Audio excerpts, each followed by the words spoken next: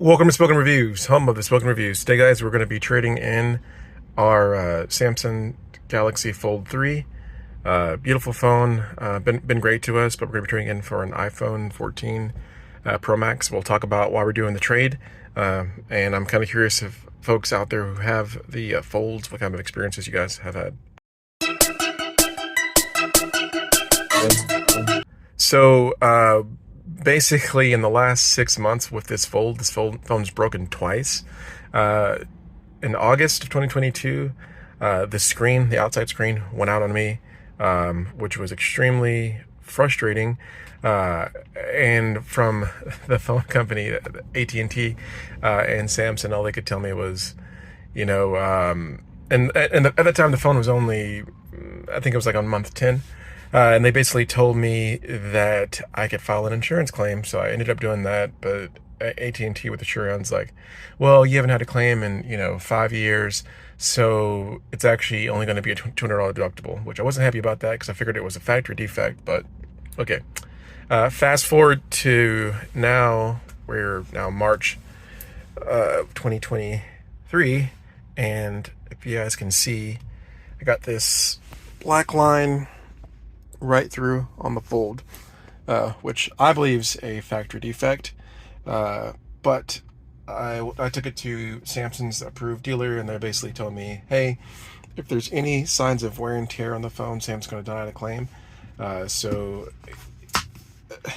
And what he specifically, I took off this front case, you guys can see it. He pointed to, you guys can see this particular scratch. He's like, hey, there's a couple little scratches here, which is going to be wear and tear on the phone. And because of that, Samsung's going to deny the claim. So you can't, use the warranty. So in my opinion, this is a factory defect. Did nothing to the phone. Phone wasn't dropped or anything. Just picked it up one day. And as you guys can see, this line appeared, which is really inconvenient and really unfortunate. But again, this being the second fold phone that I've had in the last 7 months, as much as I love Samsung, and I'm a huge fan of Samsung, at this point it's gonna be time to move back to AT&T. But and again, Android, I go back and forth between Android and iPhone. Currently I was using the Fold 3, and I'm actually recording right now on my Google Pixel 7. So I will be left with the Pixel 7 and the iPhone, which is cool, and I can switch back and forth. I'll get native Google experience and Android with the Pixel 7, but I'll also have the iPhone, so I can get I'll become better expertise on both versions. The last time that I had an iPhone full time, that was my main driver, was the iPhone 10. So it's been about 4 years. And the last 4 years, it's just been like Samsung's, because of the upgrades. That there's always been these great upgrades with Samsung's and credits. But honestly, the last 6 months, I've been really turned off by the Fold and just the quality of the Fold. When it works great. My best friend, we both got the same phone. He had the same issue with his. He had to pay his whole entire deductible, which was unfortunate back in, I think, September, like a month after mine. And now his phone's is acting up again. This is a brand new phone that he just got, I guess 5 months ago. His phone is acting up, and whenever he receives a phone call, he can only take the phone call on Bluetooth, because for whatever reason, the speaker on the phone isn't working itself. So when you call him, he has to say, hold on, I got to switch over to my Bluetooth. So really weird. I don't know what's going on. I've always been a huge fan of Samsung.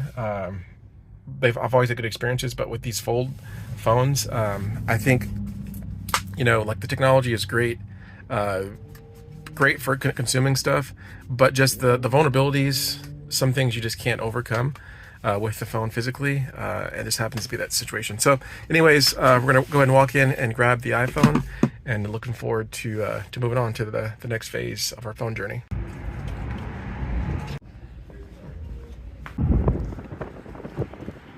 All right, guys, beautiful packaging. Like always, we're used to Apple products being nice and crispy. Again, this is going to be the 256 iPhone 14 Max, so should be really good. Also, some of the best video quality, so I'm excited for that. So definitely will improve some of the video quality for the YouTube channel. So overall, good win, right? And for the price, and I'll mention this, that with my Samsung phone, I still owed $950, and Verizon basically gave me $1,200 on credit. So it's actually going to be kind of a win. So I'll actually net, what, like $250, $300 positive. So that will go towards the phone. So the phone's actually going to be cheaper. And this phone's a $1,200 phone, but with the net savings, it's going to be like a $900 phone. So it's going to be a win, right? So I'm going to get rid of the debt that I have with my Samsung, move over here, and also, again, I'm using a Google Pixel 7 now, so I'll go back and forth between the Pixel 7 and the iPhone. So definitely a win. Headed to Best Buy to get my screen protector and phone case for the new phone. Waiting in line for Geek Squad to install the protector. And overall, hey, I'm loving the phone so far. It's been a week. Loving the phone. Looking forward to learning the new iOS system even more and putting more content out there. Thanks, guys, for watching.